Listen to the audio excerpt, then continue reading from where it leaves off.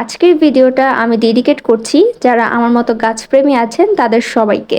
So hello everyone and welcome to my channel.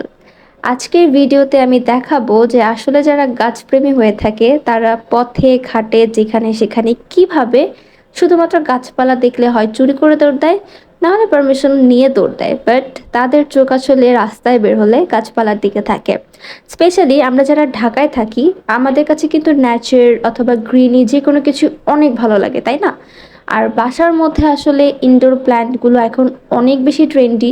ঘরের মধ্যে যদি কিছু ইনডোর প্ল্যান্ট রাখা যায়, ঘরের লুকটা যেরকম চেঞ্জ হয়ে যায়, নিজেদের কাছেও আসলে নিজেদের ঘরটাকে আরও বেশি ফ্রেশ লাগে। আমিও তার ব্যতিক্রম নই। আমার কাছে যে কোনো গাছই অনেক ভালো লাগে এবং ইদানিং আমার এই গাছ পাগলামিটা একটু বেশিই বেড়ে গেছে। সো আমি আসলে কয়েক জায়গা থেকে কুড়িয়ে তারপরে অনেক গাছ নিয়ে এসেছি, তাতেও আমার হচ্ছিল না। সো ফাইনালি আমি একটা নার্সারিতে চলে গিয়েছিলাম কয়েকটা গাছ কেনার জন্য। তো আমি কয়েকটা গাছ নিয়ে নিলাম, একটা বাগান বিলাসও নিয়েছিলাম ছোট্ট দেখে। এরপর আমি টব নিয়ে নিয়েছিলাম। প্রথমে আমি চিন্তা করেছিলাম যে আলাদা করে টব, মাটি, গাছ সব কিছুকে নিয়ে আসবো। তারপরে চিন্তা করে দেখলাম যে আসলে বাসায় নিয়ে এগুলোকে আবারও সেট করাটা একটু মেসি হয়ে যায়। সো আমি হচ্ছে নার্সারির মামাটাকে বললাম টবগুলো একদম রেডি করে দেওয়ার জন্য। সো উনি না খুব ভালোভাবে যত্ন সহকারে আসলে আমাকে টবগুলো রেডি করে দিয়েছে। নিয়ে আসতে আমার একটু হ্যাসেল পোহানো লাগছে, বাট এই ডিসিশনটা আমার ভালোই ছিল।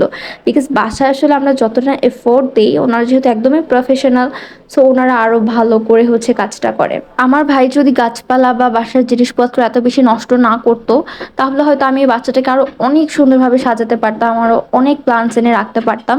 এর আগেও আসলে আমি বেশ কতগুলো প্ল্যান্টস নিয়ে এসেছিলাম বাসায়, বাট আমার ভাই হচ্ছে ওগুলো ডালপালা ভেঙে ফেলেছিল। সো দেখা গেছে এন্ড অফ দ্য ডে আসলে ওগুলো নষ্ট হয়ে গিয়েছিল, মরে গিয়েছিল, অনেক কিছু হয়েছিল। সো যাই হোক, এখন যেহেতু ও একটু বড় হয়েছে, সো আমি একটা রিস্ক নিয়ে আসলে নতুন করে এই গাছগুলোকে বাসায় নিয়ে আসলাম। আর একটা মজার ঘটনা বলি, আমি না কি করেছিলাম, এই টবগুলো রেডি করতে করতে আর একটু ঘুরে ফিরে আরও কয়েকটা গাছ দেখলাম। সো ওইখানে একটা গাছ দেখে আমার খুব পছন্দ হয়েছে। আমার আসলে গাছের নামটা ঠিক মনে নেই। তো ওটা দেখার পরে কি হলো, আমি মামাকে বললাম যে এগুলোর দাম কত। তো উনি আমাকে জানালেন যে এটা তো আমরা বিক্রি করি না, এমনিই হয়ে আছে। তো আমি বললাম যে তাহলে আমি একটা এখান থেকে উঠিয়ে নিই। তো উনি আসলে আমাকে দিতে চাচ্ছিল না, এই জন্য উনি বললো কি এগুলো এমনি হয়ে আছে, আপনি তুলতে পারবেন না। তো যেই আমার তো আসলে এটা দেখার পরে আর আমি শান্তিতে বসে থাকতে পারছিলাম না। তো আমি হচ্ছে ওখান থেকে উঠিয়ে নিয়ে আসি, এনে আবার ওনাকে দেখাচ্ছি, মামা দেখেন আমি শিকড় সহ নিয়ে এসেছি, এটা কিন্তু এখন আর ভাঙবে না বা এটা কিন্তু এখন নষ্ট হবে না। সো উনি বললো নিয়ে এসেছেন, আচ্ছা ঠিক আছে, আনছেন যখন নিয়েই যান। সো ওইটা বলে না আমি নিয়ে আসছি। আমি গাছের ভিডিওটা পরে শেয়ার করবো যে আমি কোন গাছটা নিয়ে এসেছিলাম, এবং ওই গাছটা আসলে আমার কাছে অনেক ভালো লাগে। সো আমার মতো যারা প্ল্যান্টস লাভার আছেন, যারা গাছপালা নতুন করে বাসায় লাগাতে চাচ্ছেন, আমি তাদেরকে বলবো প্লিজ গো ফর ইট। বাসার মধ্যে যদি গাছপালা থাকে অনেক সতেজ, অনেক সুন্দর লাগে বাসাটা, এবং নিজেদের মনটাকেও না একদম ফ্রেশ লাগে।